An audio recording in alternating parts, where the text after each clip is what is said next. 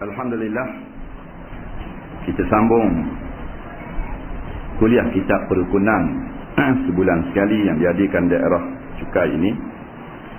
Dan malam ni alhamdulillah kita berbanyak-banyak memanjatkan syukur kehadrat-Allah Subhanahu Wa Taala memberi keizinan kepada kita untuk menyambung kuliah kitab tersebut. Jadi hari itu kita berhenti kat mana hari itu? Dekat Amin. Amin baca lagi. Baca dah Amin. Kulit depan dulu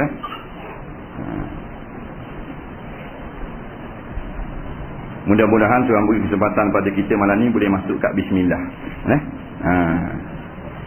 Kita baca. Kemudian lepas dia kata Amin tu kulit depan, kita ngaji kulit tu. Isi biar lu. Kulit depan tu dah, kulit depan. Orang ada kitab kulit depan tu. Dia kata maka adalah di tepi kitab ini satu risalah pada bicara hukum jarah, yakni luka dan membunuh. Masalah kisah. Jadi sebut pada tepi kitab. Sebab kita nak baca tengah ni tepi. Maka dihantarkan satu mukaddimah dan beberapa fasal dan satu khatimah karangan Muhammad bin Abdullah Ba'id al-Ashi ghafarallahu lahu wal muslimina amin. Bawah tu dia kata diterbitkan oleh syarikat Ja'far Rawas. Dia baca kot lah. Jadi orang yang tak boleh ngeja Jawi boleh ngeja. Oh syarikat ni. Nah, kalau masuk lalu depan orang tu dah kita ada ngaji. Kita tahu warna biru itu. Tak.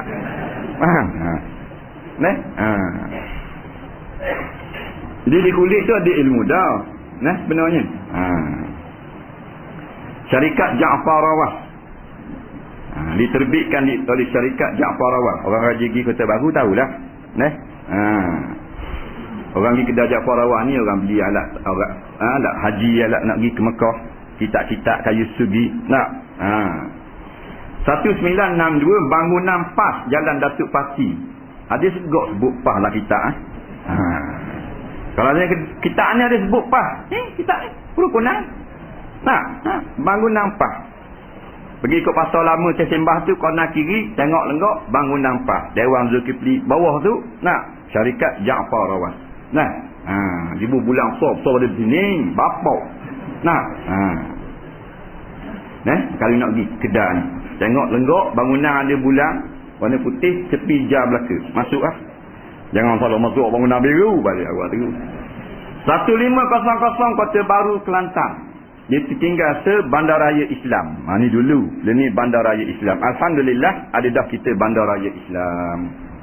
Siapa jeng jalan. Orang Kuala Lumpur nak tengok, orang Johor nak tengok, orang Singapura dia datang nak tengok Bandaraya Islam. Nak tengok. Biarlah ada Islam satu-satu lagi. Benda baru. Tapi sekarang kurangnya ada. Nampak? Menuju ke arah kesempurnaan Islam. Dia tak sempurna selalu. Niat tak ambil. Tolak terus. Nak jadi molek kau ni. Dia kata slow-slow kau-kau-kau-kau-nya kau buat. Dia kata sikit demi sikit dah gaduh. Kita Islam ni buat sedikit demi sedikit. Betul dah. Hak ayat mu kata tak gaduh. Buat sedikit demi sedikit. Comel dah mu cakap tu tapi mu bukan sedikit demi sedikit. Mu munah terus. Mu tambah terus. Tolak terus. Macam mana nak jadi habis. Jadi kita masuk dalam 2 bulan duduk tengok kulit, tengok isi pula. Duri yang kelas tak pun tak tahu. Baik. Dalam belakalah kat bismillah. Kita baca setengah jam, lepas tu soalan ni ada juga ni sejam lebih kurang ni, sejam bertambung-tambung ni. Baik. Kata pengarang rahimahullahu ta'ala, bismillahirrahmanirrahim. Alhamdulillahi rabbil alamin wassalatu wassalamu ala sayyidina Muhammad wa alihi wa sahbihi ajma'in. Artinya kemulai dengan nama Allah Ta'ala yang maha murah pada memberi rezeki akan hambanya Allah yang Islam dan yang kafir di dalam dunia. Lagi yang amat mengasihani segala hambanya yang mukmin di dalam akhirat. Segala puji-pujian bagi Allah Ta'ala, Tuhan sekalian alam, dan rahmat Allah dan salam Allah atas penghulu kami Nabi Muhammad dan atas keluarganya dan sahabatnya sekalian sahabat radhiyallahu anhum ajma'in. Mula kitab ni dengan bismillahirrahmanirrahim. Sebab tu dia kata ku mulai. Buat mulalah apa-apa pun biarlah dengan bismillah. Dia nak ajar kita, wahai orang-orang saudara-saudara yang seagama dengan aku, bila nak buat satu-satu perkara mulalah dengan bismillah. Sebab tu ulama'-ulama' dia mulakan kitab-kitab mereka dengan bismillah. Tok guru pun kalau nak cakap bismillah. Nak tulis buku agama pun bismillah. Bahkan buku yang berbentuk dunia pun elok juga dengan bismillah. Kalau tak bismillah jadi kurang molek, kurang berkat, jadi sedikit ganjarannya. Sebab apa dia mula dengan bismillahirrahmanirrahim? Kerana ni dia nak ikut Al-Quran dan Sunnah. Quran mula dengan bismillah. Kita buka kitab Al-Quran yang ada 114 surah dalam dia, bismillah dulu, baru Fatihah. Kemudian firman Allah Subhanahu Wa Taala kepada Nabi Muhammad sallallahu alaihi wasallam dalam Gua Hira, "Iqra bismi rabbikal ladzi khalaq." Bacalah wahai Muhammad dengan menyebut nama Tuhanmu, Tuhan yang mencipta. Jadi baca nama Tuhan dulu. Kerana kita semua pekerjaan balik kepada Allah SWT. Jaya atau tidak di tangan dia belaka. Maka kita nak buat satu-satu benda, bismillah. Lepas tu dia buat bismillahirrahmanirrahim. Start dengan bismillah. Dia nak gambar selalu, bak selalu boleh. Tapi sunat nak khabar, nak buat kerja apa-apa, bismillahirrahmanirrahim. Ya kami. Dalam hadis pula Nabi duk pesan, iaitu sabda Nabi SAW, kullu amrin zibalin la yubda'u fihi bi bismillahirrahmanirrahim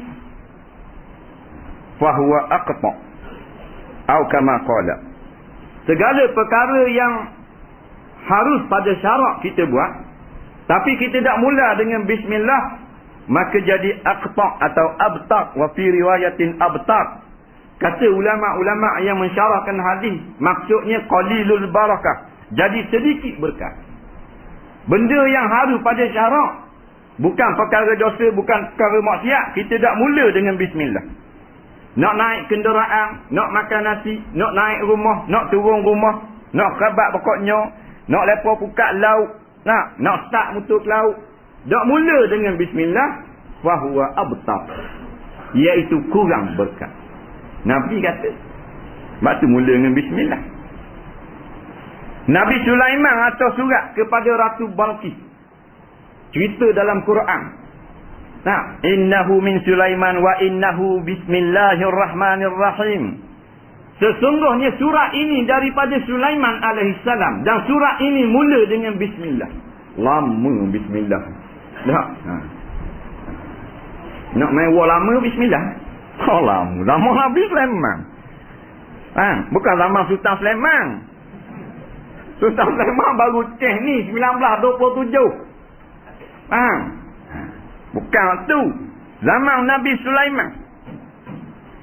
Innahu bismillahirrahmanirrahim. Sesungguhnya dalam surat Nabi Sulaiman tulis kepada Ratul Balqis, bismillahirrahmanirrahim. Hak kata jin dengan manusia badi kekuasaan, badi hebat, nak pindah istana Ratu Balqis ni. Surat ni ya. Bismillah ni. Padahal bismillah fi kulli halin. Bismillah itu pada segenap kelakuan. Nampak remeh-temeh sangat siapa kita dak dam nak beramal.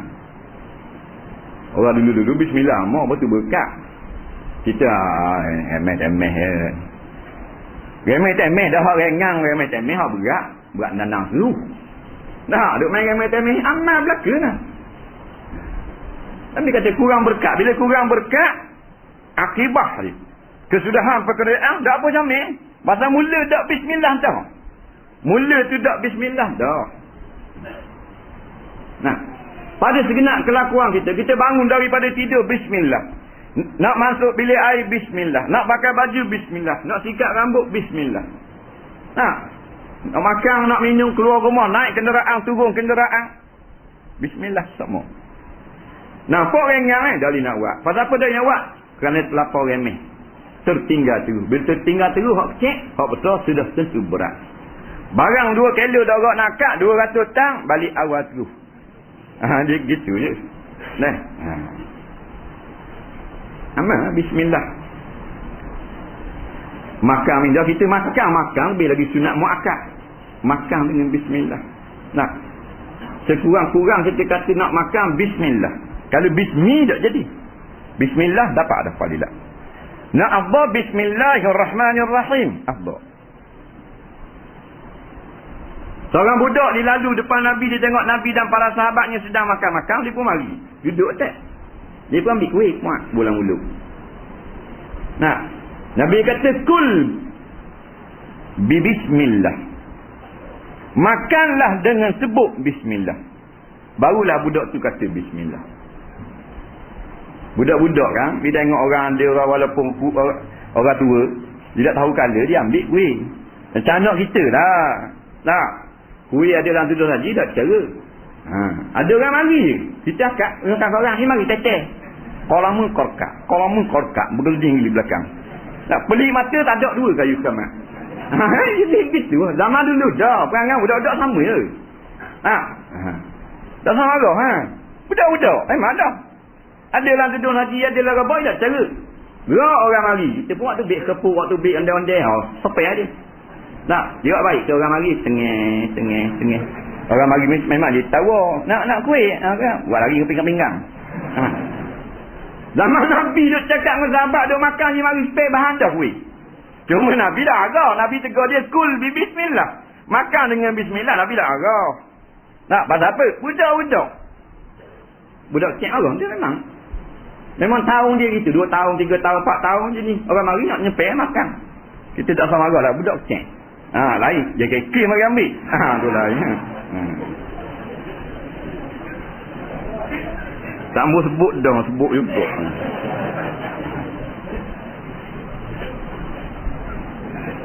Allahu Rabbi. Jadi mula-mula kita nak makan bismillahirrahmanirrahim. Kalau tak ingat baca tengah.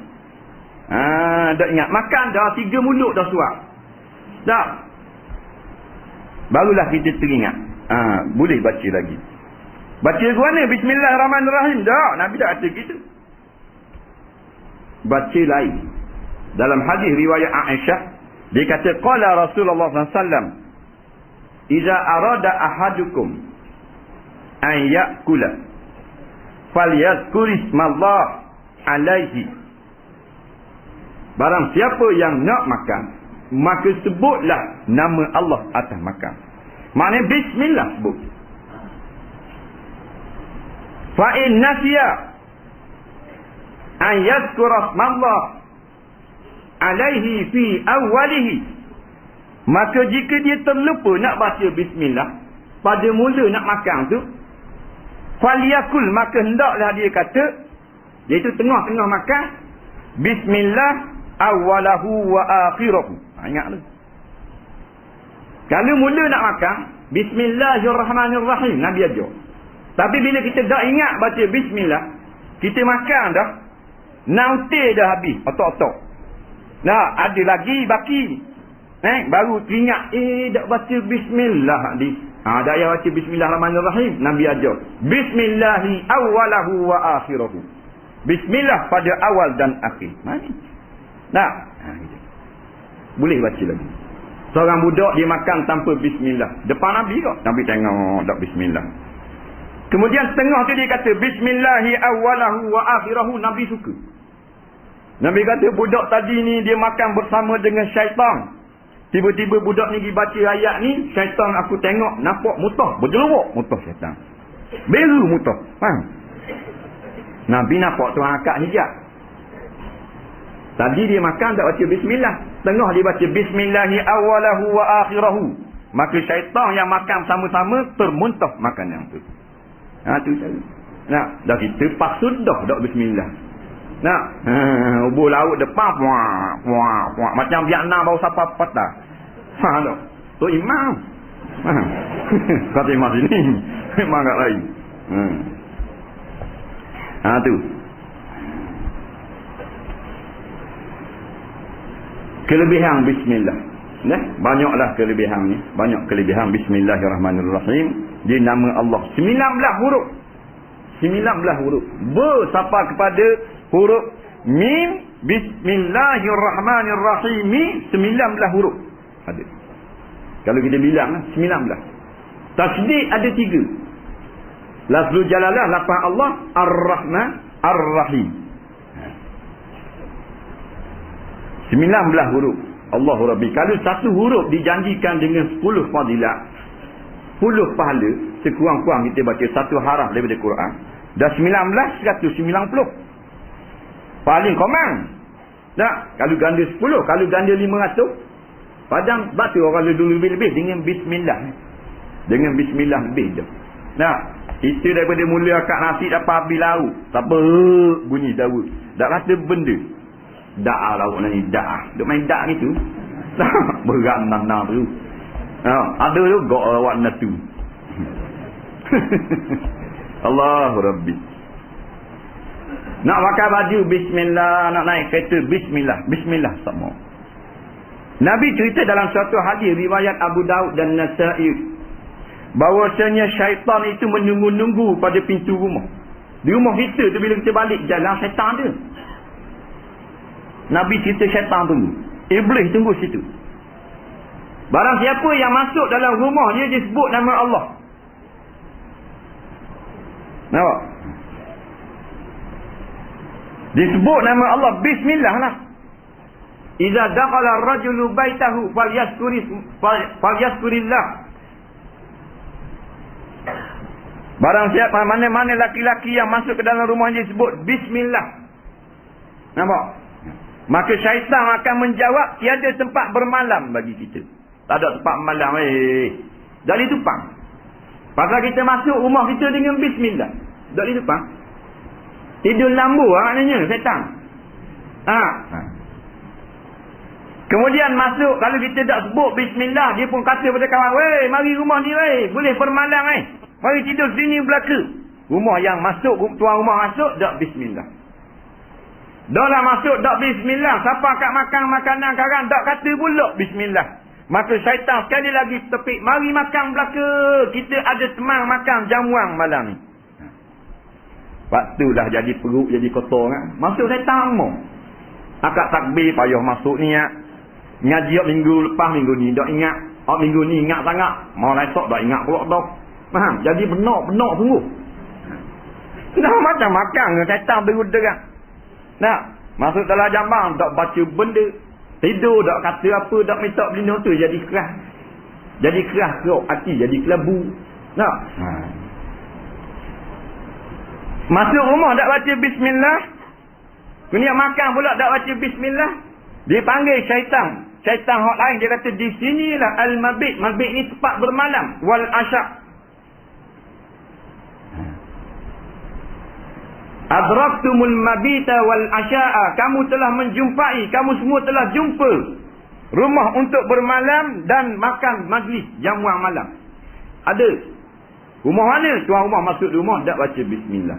Makan makanan dapur lagi tak baca bismillah. Kita muhasabah diri kita masuk rumah. Ada tak sebut bismillah? 6 bulan tak sebut kali kata. Tak bismillah. Tak sebut terus. Nah, makan tak sebut bismillah. Yang sebut budak pasti. Budak pasti yang cek. Umur 6 tahun. Pasal apa? Cikgu dia suruh baca. Nah, doa nak makan. Toki. Kerak kaya duduk dalam mulut. Raja. Gerak anak-anak lagu. Nampak gua ni? Jadi gelak hati. Masuk dengan syaitan dalam perut kita. Jadi gelak hati. Banyak Nguak tak tutup mulut. Nguak tu dah minta berlindung. Iza tasa'aba ahadukum falyadha' yadahu fi fihi. Barang siapa yang menguak di kalangan kamu, hendaklah diletakkan tangan pada mulutnya. Fa inna syaitana yadkhuluhu. Sesungguhnya syaitan itu mengambil puang masuk di dalam perut kamu. Nabi nampak. Nah, dalam hadis Nabi ni ambil cerita ni. Bukan kita ambil dalam kitab Pedang Siti Awang. Atau Raja Rimba tak. Kitab hadis. Jadi benda-benda cek gini kita tak cara, kita jadi susah ngaji, mayang tak apa tu, tak ingat dalam rokok baca Fatihah. Macam-macam hal. Mayang itu mulai ada macam gunung. Ni kepala habis. Pasal apa? Macam-macam benda masuk. Tu tak kira pada zat makanan ni. Hak sebuah hak apa? Hak meninggalkan minta berlindung dengan daripada syaitan. Tak. Ambil keberkatan dengan makanan. Tak ada dah situ. Allah. Jadi bismillahirrahmanirrahim hendaklah kita baca pada perkara-perkara yang tidak haram pada syarak. Dia takluk kepada hukum syarak yang 5. Hukum syarak 5 ni syarak taklifi itulah. Wajib, haram, makruh, harus, sunat. Jadi baca bismillah ni juga tertakluk kepada 5 hukum. Dia ada kalanya haram baca bismillah. Ada kala wajib, ada kala sunat, ada kala harus, ada kala makruh. Contoh harus kita baca bismillah ni, duduk saja nak baca bismillah. Apa hukum? Harus. Nah, contoh sunat nak baca bismillah, nak makan, nak pakai baju, naik kenderaan. Nah, contoh wajib nak baca Al-Fatihah pada sisi mazhab Syafi'i. Nah, contoh makruh nak gulung, nak isap apa daun, bismillah. Contoh haram nak tikam nombor ekor, bismillah. Masa nak pakah, hafal ayat, bismillah. Itu contoh haram. Understand? Lelah. Ada makan tak?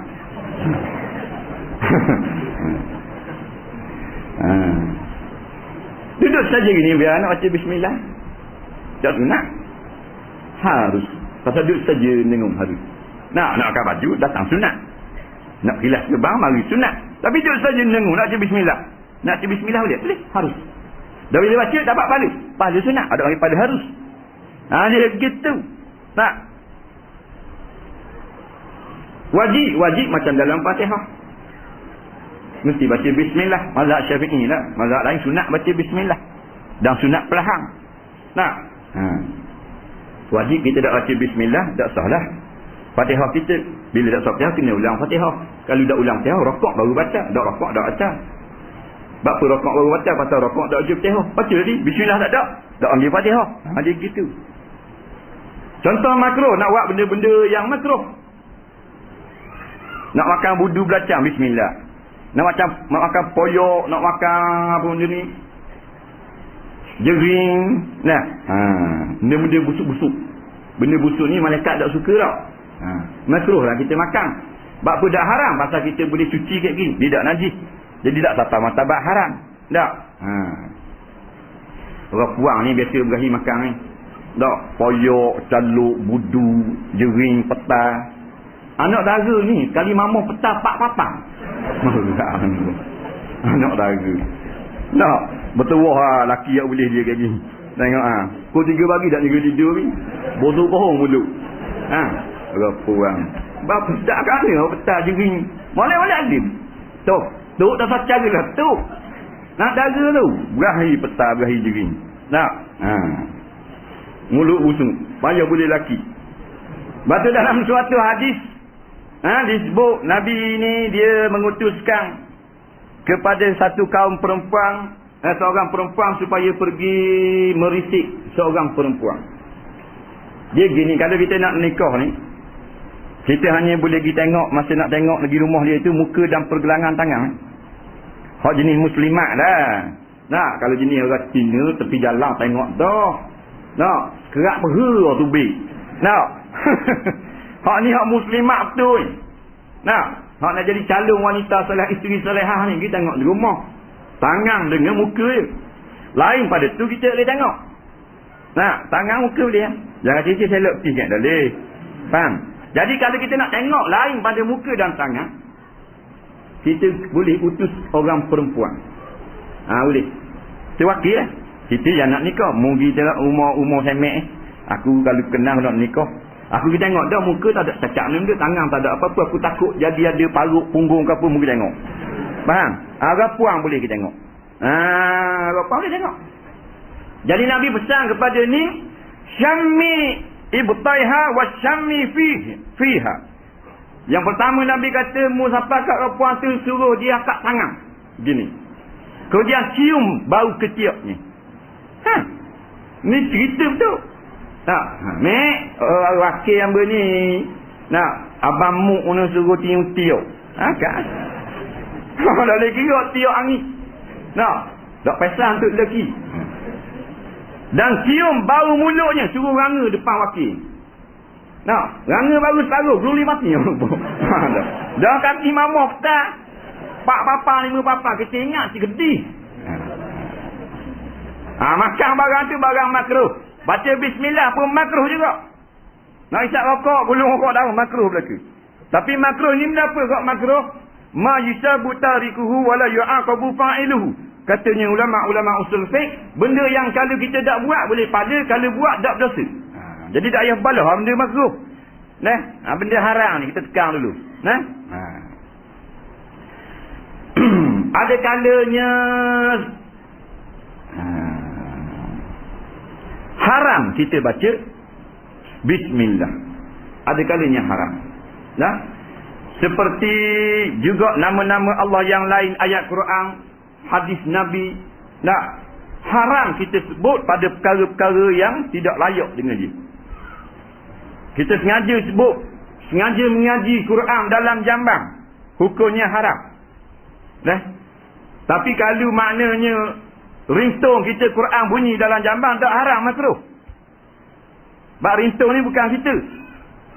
Yang haram ni kita sengaja waktu baik.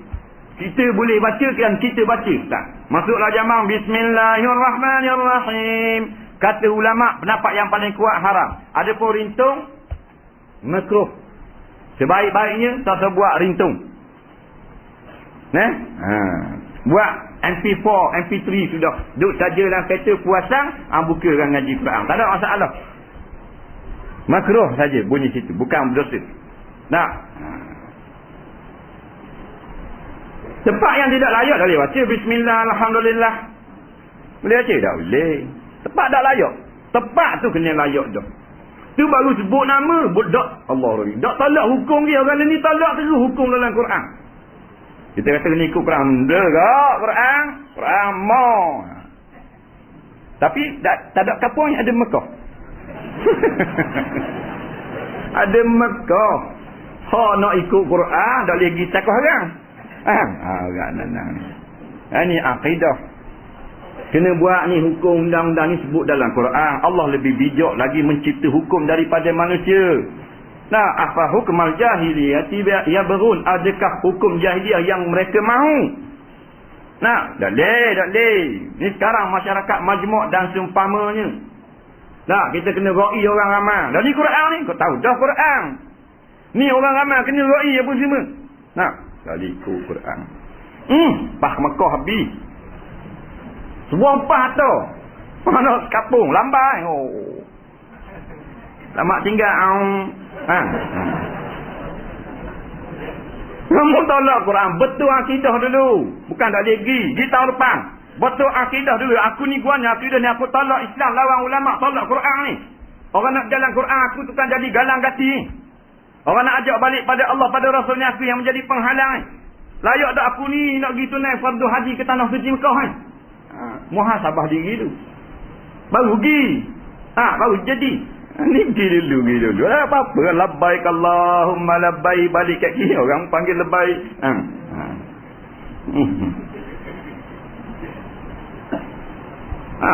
Dalam hadis kata malaikat menjawab, la labbaika wa la sa'daika hajjuka mardudun alaika. Tiada labbaika, tiada selamat datang pergi berambus daripada tanah suci Mekah. Sesungguhnya haji kamu tidak diterima, dipulang balik kepada kamu. Nabi cerita. Orang mana? Orang lawan Islam. Orang tak mau terima hukum Allah. Betul lu ni. Dah betul tak apa. Nah. Kita nak ke duduk tak boleh nak pergi sekarang, tak boleh kota. Hak lawan duduk pula pergi siap dengan masuk ke dalam pintu Kaabah pula. Tengok tu, sebut nama tak boleh dah. Nah, haram kalau nak buat benda haram. Nak curi, nak sembelih ayam bismillah. Tapi ayam curi bismillah. Ada pertikaian ulama. Kata setengah ulama sunat juga bismillah walaupun ayam curi. Sunat juga. Dah makan halal? Dah. Sunat bismillah tu sunat datangnya nak menyembelih. Mu makan kat dia haram kan? Bapa makan haram pasal daripada usaha yang haram. Dia gitu. Nah, dia balas dua orang curi tu. Orang curi bila siapa? Nak baca bismillah ni. Orang kata sunat tak sunat. Ada khilaf kan tu kata. Dalam pandang fiqh tu curi lagi ayam. Nak buat gua ni. Nah. Nak nyanyi. Alhamdulillah dah dia kata. Nampak insya-Allah dah dia kata insya-Allah album rock saya yang kelima akan terbit tak lama lagi. Oh. Berat nana orang ni. Tak berat nana tu. Nah. Bismillah. Naik atas konsert tu. Bismillahirrahmanirrahim. Para penonton hadirin sekalian. Nah. Bismillah. Assalamualaikum orang Kemamang. Katanya penyanyi kumpulan dandut. Allah berkata. Wak mai namun sebutan yang baik. Wak nyanyi la ilaha illallah. Kalau kata nasyid boleh tahan. Nah. Dipersilakan. Pancaragam memulakan hiburan. Alhamdulillah. Dia kata. Penyanyi dia kata. Waktu pun aku tak mahu cintaku dikocok-kocok.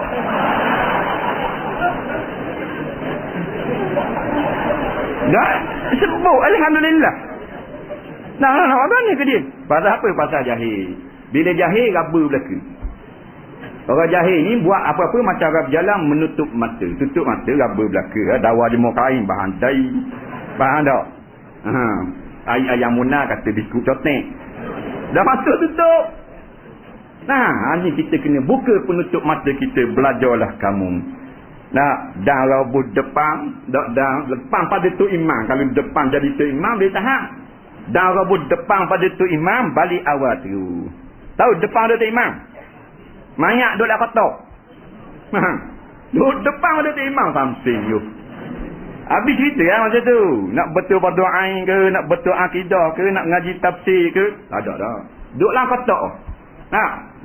Sudah mayang bung lepas lalu bang kamu dah lerah. Busuk kohong. Bismillahirrahmanirrahim. Dia kata artinya kumulai dengan nama Allah Ta'ala yang maha murah. Bismi itu dengan nama. Asalnya biismi. Bersutik. Batu amzah sing dan ming. Tanda amzah pahwan ni. Dibuanglah. Kerana kasrati isti'mal. Banyak sangat guna. Hari-hari orang sebut bismillah. Bismillah. Akhirnya buang amzah. Bismillahirrahmanirrahim. Itu kaedah kok Arab lah.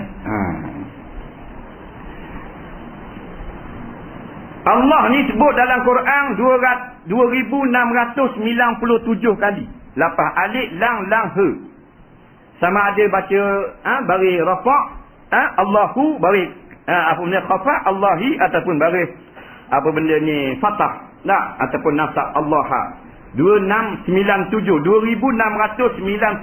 kali sebut dalam Quran. 2697 kali. Lepas Allah. Mula-mula sekali kat bismillah lah. Tak percaya balik karam bilang. 3 minggu dah habis mana bilang. Cari surat Yasin tak jumpa.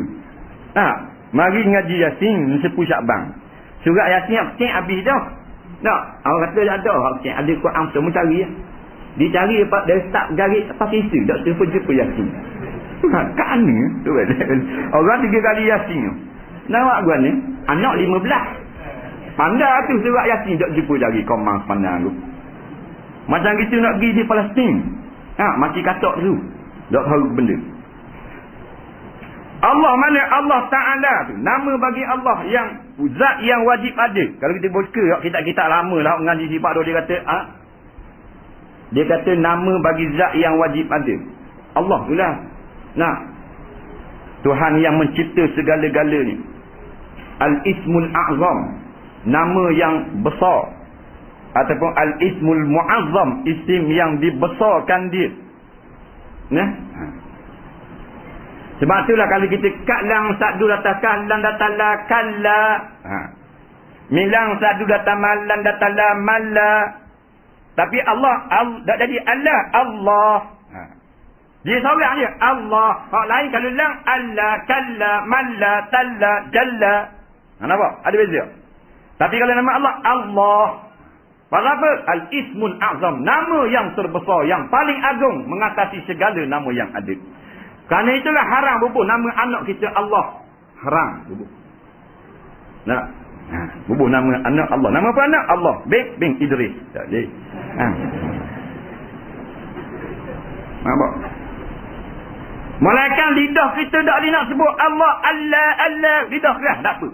Macam setengah orang India tak boleh sebut Allahu Akbar. Orang Afrika. Kita yang boleh sebut, kita buat tasghir lagu tu haram. Kan ulama kata kalau sengaja jadi kafir. Na'udzubillah. Jangan main-main. Faham? Di India, dia dengar ulama India yang pelak dari nak sebut Allah, dia sebut Allah, Allah. Nah, dia sengaja buat Allah, Allah. Kata setengah ulama ini telah mentasghirkan nama yang muqaddam, nama yang besar. Nah, jadi kafir. India tak ada masalah, dia teller dia gitu. Nah, kita boleh sebut dah Allah, boleh sebut. Sebut molek. Nah, sebut molek, jangan salah sebut. Nah, sebut molek. Dah tu tak disebut molek, tu uzur syar'i. Uzur syar'i lain, bahasa dia. Dia juga dia nak sebut. Dia jadi pelak. Nah, tak apa. Orang sebut doktor, kita sebut tu kita tiru doktor. Mana boleh? Nah, tu imam pandai dah sebut. Dia dengar seorang makmum tu baca Ghairi. Ghairi tak sedap. Mana boleh Ghairi? Erik ring. Tak boleh. Ghairil mardu. Tu berasa sedap Ghairi. Tak mana ni dengar. Dah boleh. Dah mu sebut tu dah. Kita malak dah. Allah. Walaupun dengar ada ulama kata Allah, kita kata Allah juga. Ini jaga baik. Jangan tiru-tiru. Nak ngaji. Ngaji terus selalu. Nah, apa semua benda pun dia nak ngaji. Nak buat kuih orang ngaji. Nak buat jambar tarik orang ngaji. Orang dah reti buat jambar, kita suruh buat jambar mau kita. Berapa dah habis, berutuh habis jambar-jambar. Nak buat apa tak reti? Biar aku tak reti buat ni, aku tak reti paku tak reti. Biar aku nak suruh buat juga. Bodoh. Tu baru jambar dah agama. Lebih lagi. Nah, kena ngaji lagi.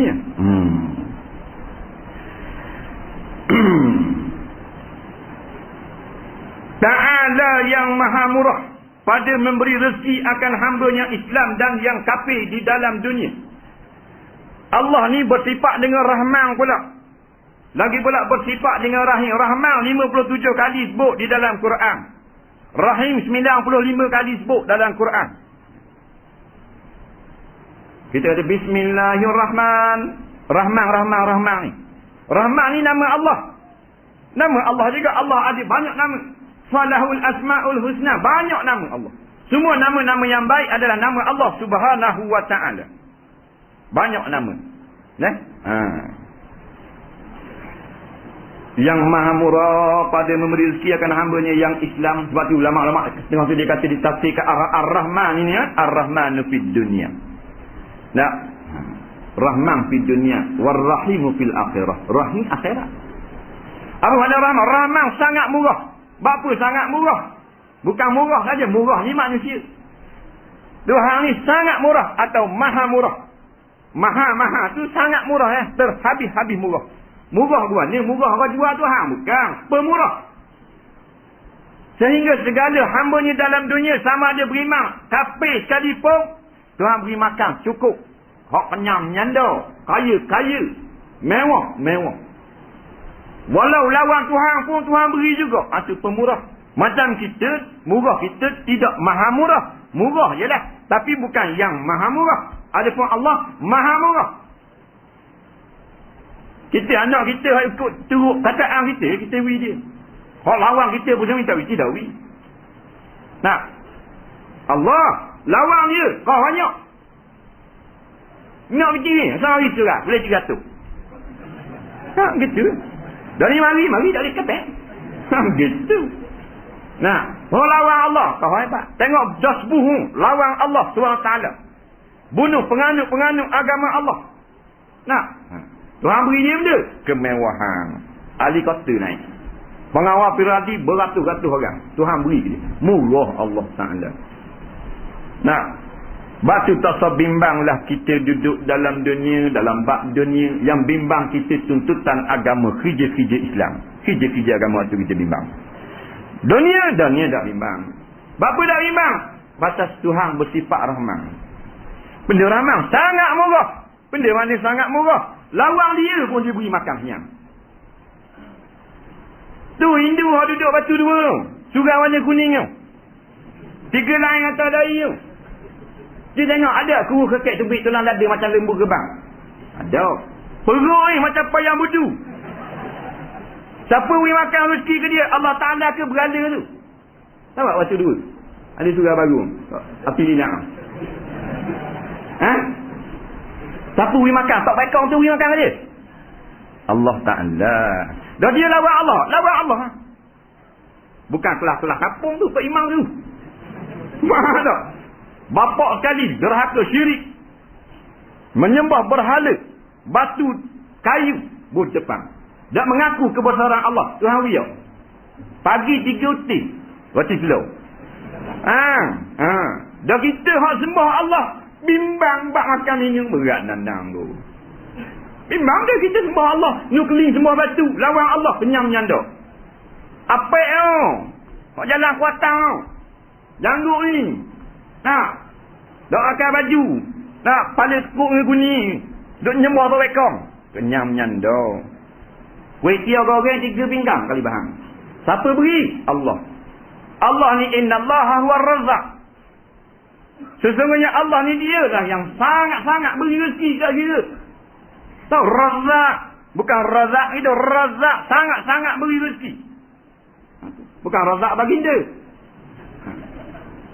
Maknanya orang lawan Allah dengan syirik Tuhan beri makan. Kenyang menyanda. Padri-padri yang ada ni kenyang menyanda. Siapa beri makan? Allah Subhanahu Wa Taala. Dah lawan Allah kan? Tak ada kira. Sebab sifat rahmah dalam dunia. Mu lawan aku ke, mu tak ikut aku ke, mu deraka ke, kenyang. Orang buat masjid, jalla Tuhan buat rumah dia. Padahal orang buat rumah Allah, Tuhan kata rumah dia kosong. Betul tak? Pasal apa? Sifat rahmah ni, Tuhan beri peluang. Kalau tak beriman, beri peluang taubat, kembali ke pakar jalan. Dah kita bimbang sangat takut gitu. Tak pergi kan tak boleh duit raya. Tak boleh pergi duit raya. Nampak? Misal macam nyakut baju bekeng. Takut tak boleh duit raya. Ikan dalam laut tak bimbang sikit. Ikan selayang. Ada bimbang. Ada. Kita tengok ikan selayang. Muka buat pucat biru. Ni pucat nak muka ikan. Takut tak buat dari makan. Ada. Ada apa-apa. Nasib baik balik dia dah nasib baik. Pala buka. Allah beri makan lah. Sebab berjudi kesihatan Tuhan beri kesihatan yang baik sempurna bagi dia. Hak kedara harap Tuhan beri rumah, beri bini, beri anak, beri kereta. Hak kedara harap. Tak ada apa-apa. Ni harus rezeki, masalah rezeki Tuhan jamin belaka. Itu susah sangat. Dan ni kita jalan Islam pula. Nak mengaji, nak ikut teguh, nak ikut ulama bimbang bak cari makan, takut tak boleh. La ilaha illallah. Hak sembah tak bekon tak bimbang sikit. Kita hak sembah Allah Tuhan yang sebenar, kita bimbang. Balik awal tu kita macam gerisap pe kuda ni. Ya, kemah molek. Sembah Allah ni, hak dia sembah berada, kenyang tak? Dah kita sembah Allah takkan lapar. Dah hari lapar sudah tak kerja lapar. Sampai masa lapar. Lepas tu jumpa balik piti. Dah kalau tak jumpa terus, sampai aja matilah kita. Yang Islam dan yang kafir dalam dunia tak kira MCA, MIC pun Tuhan beri makan juga. Hak menghalalkan arak, yang menghalalkan judi, yang mengundang berbagai-bagai pesta maksiat, Tuhan beri makan juga. Sama ada yang tudung kepala dengan jilbab ataupun tutup buka rambut, mendedahkan aurat, tetap akan beri makan. Sampai masa mampukah baru habis cerita. Lagi hidup dah bimbang makan minum. Atas dunia tak ada lapar sampai tak ada makan. Mereka setengah-setengah tempat Tuhan buat kebuluran. Kafir Tuhan beri makan. Segala yang ada dunia atas dunia ni kafir laknat. Semua Tuhan beri makan. Bukan saja beri makan pagi petang, kesihatan pula Tuhan beri ke orang kafir. Hak lawan Allah. Sehat tubuh badan, beri kenderaan, beri anak, beri bini, beri macam-macam Tuhan beri. Kerana Tuhan bersifat dengan rahman. Kita tak payah nak deki tu. Senangnya hak lawan Tuhan, hak lawan Islam. Tengok. Kita ikut hak nak ke Islam berat nanang terus buat rumah sedok dengan brozal. Dah tak bimbang tu. Dunia ni sejinul mukminin. Dunia ni penjara orang beriman. Maknanya susah hidup dalam dunia. Nak senang tu tak sampai masa lagi. Senang betul tu akhirat lagi baru power. Seorang orang disebut dalam hadis yang paling kopeh sekali orang beriman, hak cak ayang sekali Tuhan beri bini 70 orang. Tengok 70 orang bini. Hak tu hak cak ayang. Tengok kali makan tak kali 3 lari. Mana dah? 70 orang. Seorang dok takkan nak layang. Tu baru kelas tu dah kelas ulama-ulama, mujahidin. Nak, saya Osama Latin, banyak ni boleh bini dalam syurga lagi. Kita cak ayam-ayam brand 70 boleh. Nah, asal bimbang dah lama dah. Esok lusa. Nah, marabbuka assalamualaikum kiau. Tak ada apa-apa. Nah, mati dalam Islam, wala tamutunna illa wa antum muslimun. Jangan mati melainkan dalam agama Islam ataupun tunduk kepada hukum Islam. Dan lagi yang amat mengasihani segala hamba yang mukmin. Kita berhenti kat tu. Kita sambung insya-Allah. Dekat artinya kumulai dengan nama Allah. Di surah Pondok Batu Pak. Kita ada soalan mungkin boleh setengah jam kot. Insya-Allah dah. Sebab sekarang sudah 1 jam 50 minit dah. 50 minit. 50. Ni ada lebih kurang setengah jam kot soalan ni. Soalan pertama, soalan ni bukan tak tahu jawab di mana-mana hak jadi kita jawab dak habis. Jawab di Pinang Merah dak habis, jawab di Lok 144 dak habis mari dulu. Nak. Kemudian hak di surah di Terengganu pun dak habis juga. Jadi hak mana hak ada lagi buat marilah. Tak apa jawab. Jawab tetap jawab. Hak dak tahu wallahu a'lam. Dia gitu. Saya berkawan dengan mak Indonesia. Dia menyembelih dan makan tenggiling dan musang buah. Musang yang makan buah saja. Apakah hukum tentang binatang tersebut? Satu lagi, dia amalkan ilmu kebal. Yang ni tetap tak lu. Apa pandangan? Kenapa pada zaman Nabi tiada perkara tersebut? Iaitu ilmu kebal. Dia tanya. Ni dia kata dia kawan dengan mak Indonesia. Mak Indonesia, mak Indon lah. Siapa tanya ni? Tukang jahit paka. Orang paka. Tak apalah. Dia kawan dengan orang Indonesia. Orang Indonesia dia kata makan tenggiling dan musang buah. Musang buah boleh makan? Dia berlaku khilaf lah di kalangan ulama-ulama pada musang buah ni. Setengah ulama-ulama fiqh mengatakan tiada haram. Kerana dia tidak menggigit dengan giginya. Hanyalah makan buah-buahan seperti macam tupai buah. Kemudian tidak ada nas yang sarih menyebut dah tahu gambar binatang, gambaran seperti binatang ini haram menjadi syarak. Tenggiling menurut pendapat yang masyhur dalam mazhab Syafi'i haram makan. Kerana jijik rupanya. Jijik. Ada ulama dia kias dengan al-khabisa. Benda yang khabis walaupun tak makan daging, tak makan orang, tak makan semut, makan anak-anak, tapi rupanya jijik. Maka yang jijik ini memang orang Arab tak suka. Bila tidak ada nas pulang kepada adat orang Arab Bani Hashim, Bani Abdul Muttalib, mereka tengok kotor benda ni, maka haramlah. Dia gitu. Dah nak makan juga, dah pergi dah nak makan juga.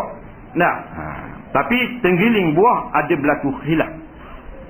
Tengok ulama kata tidak haram. Pasal dia tak makan macam musang biasa. Makan ayam, makan burung, makan apa. Tak. Dia makan buah sahaja. Kemudian dia amalkan ilmu kebal. Yang ini tetap tak lu. Apa pandangan Ustaz dia kata? Kenapa zaman Nabi tiada perkara tersebut? Zaman Nabi apa tak ada. Kebal-kebal lagu ni. Kalau ada kebal kan senang. Dia kata yang sebenarnya zaman Nabi ada kebal. Tapi sahabat-sahabat Nabi tak pakai ilmu-ilmu gini. Dia gitu. Sebab apa? Sebab darah ni bila di tubuh kita luka, Tuhan akan balas pada hari akhirat kelak. Dengan bidadari syurga. Untuk satu luka saja pada tubuh. Maka sahabat dah yang mengaji ilmu kebal. Kalau mengaji ilmu kebal, tak boleh bidadari. Tak boleh bayaran syurga yang begitu lumayan. Nabi orang pelakon batu, luka kepala Nabi, darah sampai nitik kaki. Tuhan boleh buat kebal. Kulit Nabi jadi macam kereta kebal boleh. Tapi tak ada. Nak suruh rasa. Jadi akhir ni nak belajar ilmu kebal, ambil ilmu jin, ilmu apa. Kalau ilmu tu tidak salah pada syarak, ala kulli hal, alhamdulillah. Tapi ghalib setengah kebanyakannya salah pada sisi syarak, ni sebuah amalan dan sebagainya. Jadi sambung takabur dan sebagainya. Jadi berjaga-jagalah. Dan perkara ini boleh berlaku. Kadang-kadang dengan ilmu-ilmu sihir dan seumpamanya. Kadang-kadang menggunakan khodam, berbaik-baik dengan jin.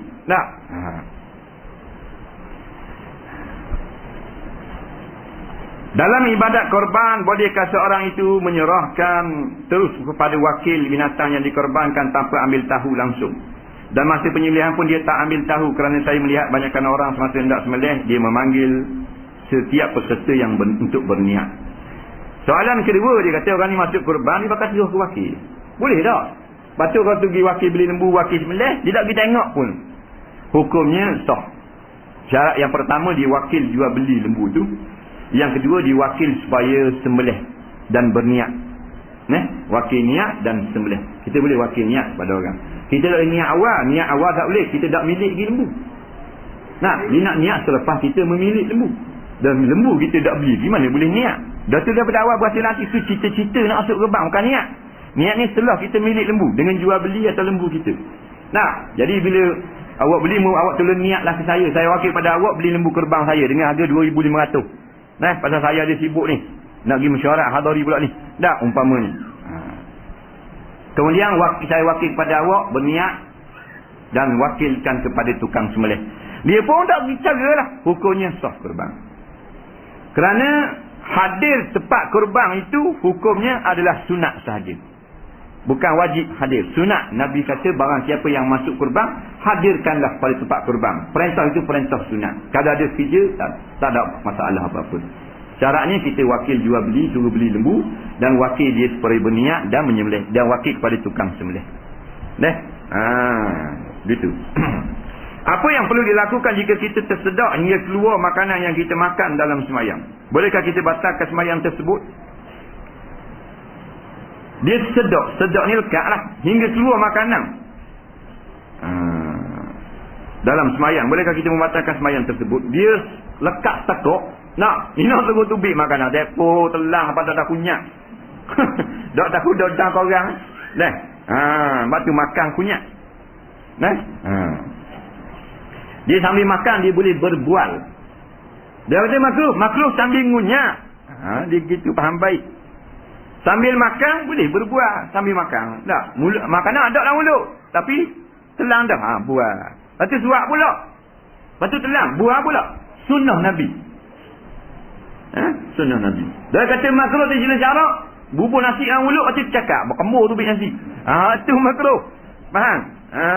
Faham baik. Dia lari sikit kat situ. Kemudian dalam masalah ni dia makan, lepas tu bila dia semayang lekat pakok. Dia nak berhenti semayang, nak suruh lepas pekak dia tu, nak pergi selesai dulu. Boleh ke tak? Hukumnya boleh. Boleh. Kerana ini darurat. Siapa dah nak baca, nak ngaji tak ni? Nak ngaji guanya dah ada. Kayu samak sutil kat telang. Dah lekat tekuk.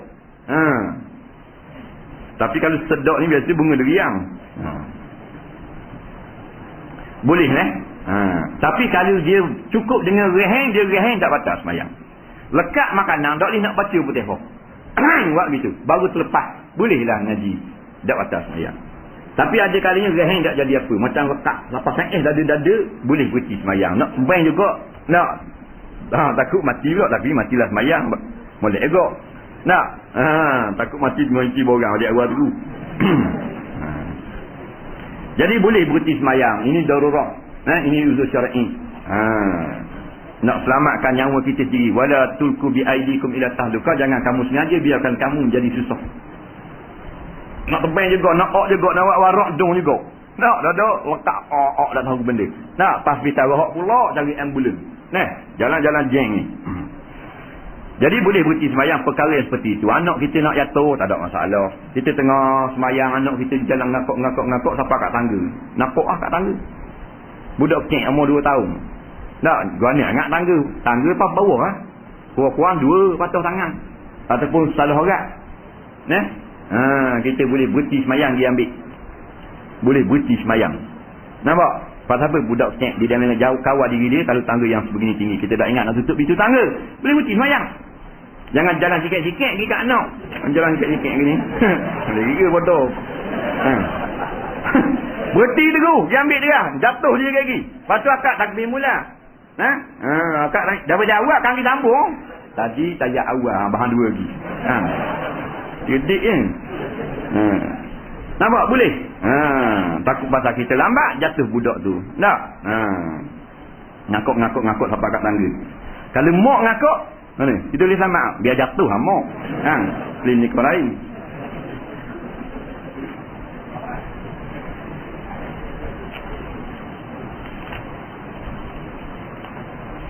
Saya ada terbaca dalam artikel sebuah akhbar tabloid mengenai kepercayaan tahi lalat pada tubuh manusia yang dipercayai kononnya akan menentukan nasib buruk atau baik orang yang memukulnya, orang yang memilikinya. Contohnya, kalau ada tempat tertentu akan mendatangkan kesusahan dalam hidup seperti susah daripada segi rezeki, jodoh dan sebagainya. Apakah hukumnya kepercayaan seperti itu dalam Islam, dan apakah boleh dibuang tahi lalat itu dengan pelbagai cara kaedah sains dan kosmetik di zaman moden ini? Dia kata percaya tentang tahi lalat, apa hukum? Cerita tentang berkaitnya tahi lalat ini, nasib panjang, umur pendek, gitu gini, senang susah jodoh adalah karut saja. Nampak? Itu andaian-andaian yang dibuat. Jodoh, nasib kita telah ditentukan oleh Allah sejak azali lagi. Kemudian disuruh para malaikat menulis. Bila kita duduk 4 bulan dalam perut mak, katanya Allah pada malaikat, uktub ajalaha, tulis umurnya berapa. Nampak? Wa amalaha, dan bila besar jadi kerja apa. Kemudian celaka ke, bahagia ke, dan seumpamanya. Bukan tahi lalat. Banyak ni dalam artikel sekarang yang kalau kita tak pandai nak tapis, kita terpercaya benda yang tak patut kita percaya. Dia buat andaian saja tak ada masalah. Jangan kita pegang sebagai akidah. Hanya kadang-kadang tu kataan lama yang dikutip. Tak ada orang nak buat artikel, buat cerita tahi lalat. Tahi lalat kat ni umur panjang, tahi lalat kat ni umur pendek. Macam-macam kawan tu tengok tahi lalat kat apa lagi, Allah berat dah umur pendek. Hanus senang ya. Atas kura kaki kata umur panjang. Tak nak bang dia lah. Semua ni tidak menepati sebagaimana yang disebut oleh artikel-artikel yang seumpama seperti ini. Orang dulu-dulu kan kata tak, kalau maknanya kenyik mata kiri ya benda. Kenyik mata ni mata kiri kenyik. Orang nak bertandang, nak boleh tetamu. Kalau gatal tapak kaki, tapak tangan kanan, nak boleh witih. Kalau kata tapak kaki kiri, nak bagi caka, nak mampu tu.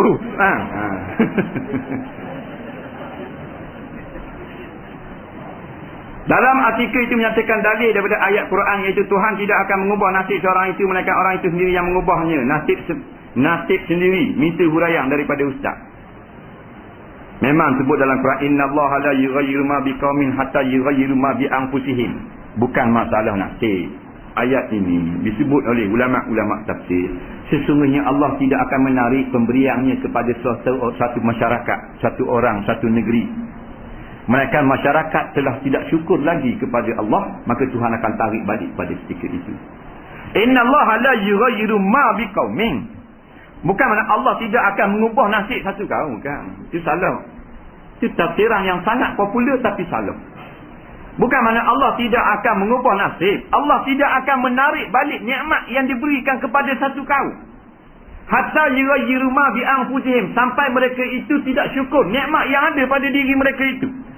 Selama mana penduduk sebuah negara, penduduk sebuah negeri mereka bersyukur kepada Allah, Allah tak akan tarik balik nikmat dia. La in syakartum la azidannakum. Kalau kamu syukur, aku tambah lagi. Wala in kafartum inna azabi lasyadid. Kalau kamu engkar kepada aku, Tuhan akan tarik balik. Sekarang Tuhan tarik balik. Kita pakai engkar kepada Allah, pakai lawan Allah, Tuhan tarik balik. Duk minat menyanyi, minat drama, minat wayang gambar sangat kita ni pagi petang siang malam, Tuhan tarik balik. Banyaklah nikmat. Nikmat ilmu tak amal dah orang pandai. Hak pandai ngaji dah amal dah. Hak pandai qiraah, hak pandai lagu, boleh baca Ibnu Katsir, Qaulun Duri, Kombo dah pandai dah. Hak pandai bagi saka, hak pandai falak dan sebagainya tak ada dah. Tuhan tarik balik tu. Hak boleh baca kitab tu, kitab ni, boleh baca nahwu, boleh baca sarah, tak ada dah. Tarik balik. Dia biar nikmat ni hak wadah. Dia tidak ada kita ingat Tuhan tambah nikmat. Dah, tarik balik. Anak-anak dak hormat orang tua, derhaka pada bapak, dia tarik balik dah. Anak-anak soleh tak ada dah. Tu kata. Jadi kalau penduduk sebuah negara, sebuah negeri, sebuah kampung mereka itu tetap syukur pada Allah, maka Tuhan tak akan ubah dia menjadi melarat dan seumpamanya. Itu maksud dia. Jadi Tuhan tak mampu nak ubah kita. Tuhan boleh ubah. Cuma kita ni bukan Tuhan. Kita adalah hamba Tuhan. Jangan harap-harap saja Tuhan yang mengubah. Kita juga kena berikhtiar daripada susah kepada senang. Daripada miskin kepada kaya. Daripada sakit kepada sihat. Kerana kita hamba Allah. Bukan Allah hamba kita. Sebenarnya bila kita telah berikhtiar, tawakal pada Allah. Yang menjayakan semua Allah SWT. Banyak lagi ni. Ni lama sikit. Berkenaan dengan solat jamak. Saya sekarang berada dalam bas perjalanan dari Kota Baru ke Sekolah Terengganu. Saya rasa bas tidak berhenti solat Jumaat. Soalan saya, boleh tak saya niat solat jamak? Sekarang jam menunjukkan 12.45 tengah hari. Di mana waktu zuhurnya ialah 12.55 tengah hari. Masalah imam baca salah sama ada pada takbir atau fatihahnya. Baik. Dia semayang naik bas hari Jumaat. Driver nampak-nampaknya tak berhenti semayang Jumaat. Boleh semayang jamak tak? Boleh semayang jamak tak? Dia jamak Jumaat ni dia boleh jamak takdim saja. Lepas semayang Jumaat, semayang asar boleh. Bagi orang musafir. Tak boleh semayang Jumaat dalam waktu asar. Jamak takhir tak boleh. Maknanya semayanglah Jumaat. Lepas semayang Jumaat, kita semayang asar pula. Jangan tunggu wirid sama dengan imam, bangun terus semayang asar. Dia gitu. Kalau nak semayang jamak Jumaat dengan asar. Buat dalam waktu Jumaat. Jangan Jumaat buat waktu asar, tak sah. Kerana Jumaat tak boleh, kita nak takhirkan je. Ni dalam bas ni. Dalam bas tak berhenti. Dalam bas boleh semayang Jumaat. Tak boleh nak jamak orang ni. Nak boleh nak buat juga. Berapa orang bas? 40 orang. 40 orang dah kena sini 2 ekor. Tak cukup pula. Ahli mukim. Jadi semayang zuhur. Dalam bas semayang zuhur hormat waktu. Kalau tak ada wuduk. Kalau ada wuduk, bukan hormat waktu dah. Tak payah qada. Dalam bas tak mau berhenti semayang Jumaat. Dia kira darurat, takkan terjun kotika. Bahaya diri kita. 12.55, 12.50, 5 minit kita nak masuk, tak cara juga. Kita seorang nak sibuk semayang Jumaat. Mamu lain tak ada Molek-molek ada. Maka kita bukan semayang Jumaat. Sembahyang zuhur. Kalau kita musafir, 2 rakaat. Digugur semayang Jumaat. Pasal apa? Dilarikan, dikira orang yang tertahan, tak boleh nak tunang semayang Jumaat. Jangan kita kabur ke rebah sampai kat nari, jangan berhenti dah. Tak boleh. Kita yang suruh dah berhenti. Ni dia memang tak mau berhenti. Maka kita semayang zuhur. Semayang zuhur boleh 2 rakaat. Pasal kita musafir. Kemudian kita semayang zuhur tu boleh tak nak jamak dengan asar? Itu baru soalan. Nak jamak dengan asar, yang terbaiknya jangan jamak dengan asar. Kerana kita meninggalkan Jumaat, kita ganti Jumaat dengan zuhur, asar buat sekarang. Jadi buat 2 rakaat zuhur. Cukup semayang zuhur, kosong. Kena qada tak? Kalau kita semayang tu ada wuduk, tak payah qada. Kalau tak ada wuduk, dia panggil hormat waktu. Hormat waktu, tak payah qada. Hormat waktu. Hormat waktu tak payah qada. Nampak? Dia gitu. Faham lagi? Faham tak apa? Lapar time musafir tak ingat pula mana gitu. Siapa masa musafir kita mari tak ingat, boleh buat ke tak? Haram kita buat. Kena ambil asal, tak boleh jamak. Dia gitu. Nak jamak je dia kena cerat. Dia kena yakin 100%. Biar sahih. Kemudian masalah imam baca salah pada takbir atau Fatihah. Contoh takbir Allahu Akbar. Lewat sini. Ditakbir no. Patut Allahu Akbar. Allahu Akbar, Allahu Akbar. Kedua-dua ni salah belaka. Salah. Kalau jadi imam tak boleh. Akbar tak boleh takrirkan ra. Jadi maknanya darah haid. Ataupun gendang keling. Kalau akbar, Tuhan Maha Besar. Akbar maknanya yang Maha Besar. Kalau akbar, darah haid. Akbar maknanya gendang keling. Gendang. Itu gendang keling. Akbar dia gitu. Gendang keling. Belah besar, belah kecil. Dah semayang, akbar mati. Yang Maha Besar. Bubuh alik akbar, ada alik dulu. Baru ra. Maknanya darah haid. Tu kena ngaji. Kena belajar. Benda-benda lagu ni. Tapi kalau disebut ni memang dia pendek. Bukan dia malas ngaji. Tok guru ngaji kata akbar, akbar, akbar, akbar. 40 tahun dah betul. Lidah kerah macam darah kerah. Maka dimaaf. Tapi tak boleh jadi imam. Dimaaf. Tak boleh jadi imam. Nak jadi imam dia kena qari. Benda qari, pandai lagu. Tak betul Fatihah dan rukun-rukun qauli. Ni akbar. Akbar belakang tu. Sarah akbar. Kuat sangat makan akbar. Begitu juga kalau dia tak sengaja akbar, dia kena ulang balik. Allahu akbar. Tapi kalau terbaik akbar sama, tu imam berhenti letak jawatan. Tidak susah makmum. Bab tu imam ummi dia kira. Tak boleh sebut rukun qauli. Takbir termasuk rukun qauli. Akbar tak jadi akbar mati. Akbar lewat akbar akak tu sunat je. Ni akbar dengan ti. Dengan tu. Melainkan tu imam makmum gitu juga tak apalah. Kalau makmum sama-sama telur dengan tu imam sah. Tak? Tu imam siratal labi. Makmum talabi belaka. Tak apa, tak ada masalah. Baca surah ni suratul labi. Contoh pula bismillah. Bismillahirrahmanirrahim. Dia buat gitu. Tak kena gitu. Ha ya mim him. Mak benda lagi. Mak dengan li sukung. Benar? Ma'arif li sukung. Bismillahirrahmanirrahim. Hi itu bukan him. Hi dulu. Him. Duduk dulu. Senang. Ni in dengan nun tak jadi dengan nun. Rahim maknanya gadaian.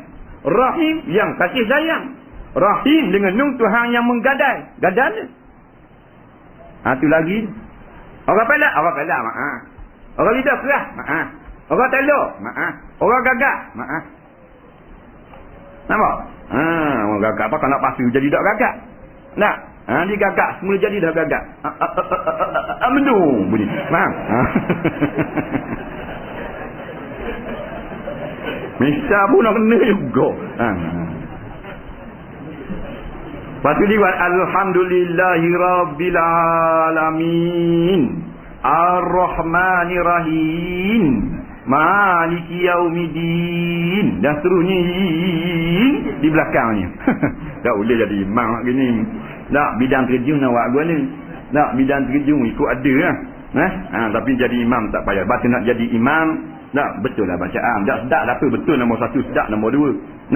Biar betul dulu. Kita nak sedap, betul ke diam? Nak sedap dulu, betul ke diam? Batulah maknanya. Sekarang ni tengok ulama-ulama yang muktabar tak boleh berceramah dan sebagainya. Gati pasal apa? Tak kenang. Ustaz-ustaz hok teror-teror hok sedap-sedap tak boleh baca khutbah.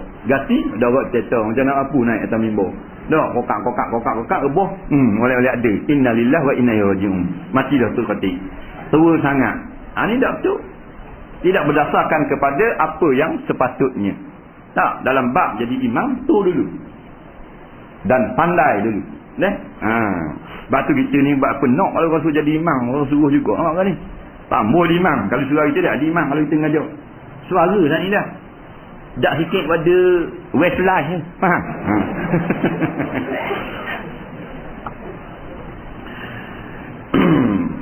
Baik, mereka yang arif berpendapat imam tersebut tak betul dan perlu diberi teguran. Masalahnya tiada siapa pun berani menegur memandangkan beliau seorang yang mengaji juga dan tahu sedikit tentang hukum hakam dan lagi pula orang lama. Macam manakah cari yang terbaik? Cari yang terbaik, bawa dia pergi makan tu kenyang-kenyang. Imam kita nak pakat pergi makan belakang, nak ajak belanja makan lama dah. Nak ajak belanja makan sekali. Makan, pergi makan dia sotong bakar. Ni bakar, kerang bakar, udang bakar, ketang bakar. Tak, pergi belakang. Dia nampak sa'eh dah nak jelubuk, baru kita kabar. Dia dang sa'eh tak musang. Dia begitu. Ni rimah tengah lapor nak pergi pukul gambar tu. Ni kemega ni faham. Wi kubah tu seko. Mik mah, kubah seko. Dia makan kubah seko, boleh duduk atas kepala pukul gambar. Tak apa sikit. Tunggu, memang gitu. Boleh nyabu misal sorak ni. Sorak lagi mak? Tak ada masalah. Pasal apa? Pasal kenyang, memang tidak apa musang. Apa-apa pun, ulang sawa, barang kambing seko, tak musang. Lapor musang. Pergi makan tu. Lepas tu kabur dah. Bawa orang pandang orang. Tak, yang kau disegang orang tu. Ni kita dah buat cerita dah. Ngaji. Hak sebulan mari 2 kali. Nak tegur dia pula. Nak, bagi dia takut-takut sikit. Hak ada cok ke. Lepas tu kabur dia. Sebab orang kenyang ni, dia biasanya jok musang. Nak, kadang-kadang kena musang. Bila musang tu cara dia. Orang musang gitu cara. Kalau orang ngamuk, jiwai. Mau pakai ingat jiwai. Dia ngamuk ni daripada api neraka. Lalu darah syaitan. Syaitan dalam darah dia. Nabi suruh jiwai. Jiwai ada apa? Nak, dah jadi timba. Seperti, dah jadi seperti. Mengolah-olah hari. Nak. Kemudian, dah 10 minit dah. Dah habis juga ni. Masa muda-muda dulu saya telah banyak meninggalkan solat. Sekarang saya telah insaf dan ingin mengqada. Soalan saya, perlukah saya niat? Contohnya saja aku sembahyang maghrib 3 rakaat. Qada kerana Allah Ta'ala, sebabnya setengah ustaz kata tidak perlu sebut qada dalam niat sembahyang. Dia gini, masalah niat qada ni. Kalau orang yang ada qada, yang lepas-lepas pasti sembahyang yang dia nak buat ni, sembahyang yang qada tu juga. Sama nama tapi bukan qada. Tak, maka nak buat qada dulu. Maka dia kena niat qada. Dia ada hutang sembahyang zuhur. Nak, dia ada hutang sembahyang zuhur. Dia pun nak sembahyang zuhur. Nak qada tu. Sembahyang zuhur biasa tak buat lagi. Faham lagi? Nak buat kayak gikat lepas ni. Nak sembahyang qada zuhur dulu. Tu kena niat qada. Lepas dia niat, dia sembahyang dah zuhur, dia buat dah sembahyang zuhur. Sembahyang isyak buat dah. Nak qada sembahyang isyak dulu-dulu. Dah jangan niat qada, tak apa dah.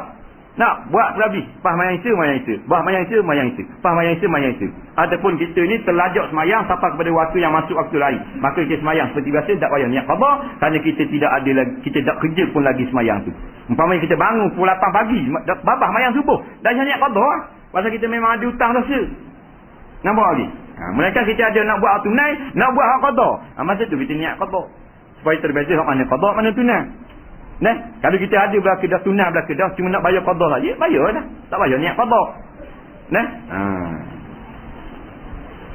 Allah. Sedang juga. Sikit je lah. Satu soalan lagi kita baca lah. Panjang-panjang tak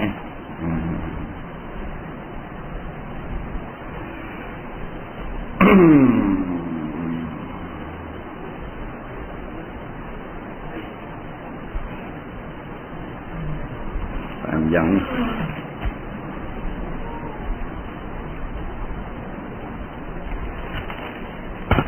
Mana benda ni?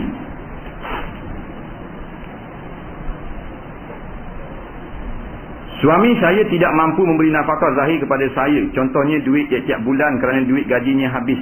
Digunakan untuk bayar hutang bank, rumah dan kereta. Dan juga keperluan dapur. Duit nafkah untuk saya tak dibaginya. Kerana duit tinggal RM500 je. Untuk belanja minyak kereta. Dan belanja lain-lain. Apakah berdosa suami saya terhadap saya? Bolehkah jelaskan? Suami dia tak mampu nak beri nafkah zahir pada isteri dia. Tak mampu nak beri nafkah zahir. Sebab apa? Sebab bayar hutang bank, itulah hutang rumah, kereta. Baik. Dan keperluan dapur. Kemudian duit nafkah untuk saya tak dibagi. Kerana dia kata tinggal RM500 ni. RM500 ni minyak kereta. Nak. Dan begitu begini minyak lenda. Nak. Maka apakah berdosa suami dia terhadap dia? Payah juga ni. Dia gini. Nafkah ni yang pertama sekali nampak ni iaitu makanan dan minuman. Itu nafkah. Yang pertama makan dan minum. Yang kedua kiswah, pakaian. Yang ketiga maskan, tempat tinggal. Yang keempat alatut taharah, alat bersih diri. Yang kelima alatuz zinah. Ada apa benda ni perhiasan. Dan kata setengah ulama kadang-kadang iaitu perubatan. Tak sama berubat tu. Yang pertama makan minum. Makan minum. Dia beri dah makan minum selesai belaka dah. Lepas tu duit tangan saja. Duit tangan tak wajib beri dah. Tak wajib beri dah. Makan beri dah, tempat tinggal beri dah, pakaian beri dah, minum beri dah, kenderaan ada dah, ada belaka dah, tapi nak duit saja je. Tak ada lah. Tak ada dah. beri belaka dah. Sebab wajib suami beri makan dan minum pada isterinya sehari semalam 2 kali. Pagi sekali, petang sekali. Lebih pada 2 kali sunat je. Nah, ingat esok buat balik pagi nasi kapit sekali dengan teh, petang nasi goreng. Tengah hari relax tak ada. Aku tahu dah, aku ngaji dah malam apa je. Dia gitu. Dah. Kalau bini mari malam ni untung kan. Nah. Tapi sunat lawi 3-4 kali malam buat balik pula kuih tiaw apa semua. Tak apa tu bab makan minum. Asalnya suami yang wajib buat balik makanan yang telah dimasak. Ingat baik ni. Tu nafkah. Nak, dan minuman yang telah dikucah. Siap. Tak boleh nak buat gitu suami. Suami nak supaya isteri yang masak. Boleh. Dia kena beli alat-alat untuk. Dia kena beli alat nak masak pula. Nah, dia beli dapur. Suami wajib beli dapur, beli sudu, beli pinggang, beli makuk, beli belanga, macam-macam peteng lah. Alat-alat dapur ni. Kemudian suami wajib pula buat balik bahan mentah. Mana bahan mentah? Ikan ke, daging ke, ayam ke, beras ke, kuah, kunyit, bawang, lada. Malah pula nak beli dak-dak, suami sibuk sangat dia ni bagi borang. Boleh beri piti saja. Alat beli belaka dah. Beri piti saja. Katakan 500 sebulan. Beli diri lah ikan. Nak sayur apa semua buat nasi. Balik makan. Tu. Dia boleh. Mana-mana hang mudah bincang suami isteri. Jadi daripada itulah tak boleh kepek dah sebab belanja dapur belaka. Kalau perempuan tu dia nak juga duit sebagai imbuhan dia itu, sebagai buat kerja, dibenarkan syarak. Kerana asal bukan isteri wajib kena kucai air. Bukan isteri yang wajib basuh baju. Suami kena basuh dobi. Isteri ni layang sahaja. Bukan suruh basuh. Nah, bila kita suruh isteri kita basuh, sunat isteri tu wajib isteri tu kena taat. Bila isteri tu dah taat kerana basuh baju kita, isteri pula layak meminta nafkah daripada upah membasuh baju. Ingat tu. Rupa amalan ni hitung hari. Dia boleh minta balik piti dengan tok lelaki dia, bang, bulan ni basuh 135 riyal. Tak, pasal khabar dari tu 5 riyal sepeseng. Boleh. Hukumnya boleh, tapi dengan harga yang munasabah. 5 riyal sepeseng, 10 riyal sepeseng. Upah memasak 200 setengah. Nyapu sampah 14 riyal sudah. Begitu begini 600 tengok. Dia kata dengar dua ni pula. Ustaz khabar mana? Awak dah ingat. Boleh minta pula. Dan suami tak mampu, sunat isteri tu halalkan kerana makan minum siap dah. Upah tu berhalal. Tak mau halal, lekat hutang sampai kepada mati. Nampak? Mana dia orang tahu hukum ini? Wallah subhanahu wa ta'ala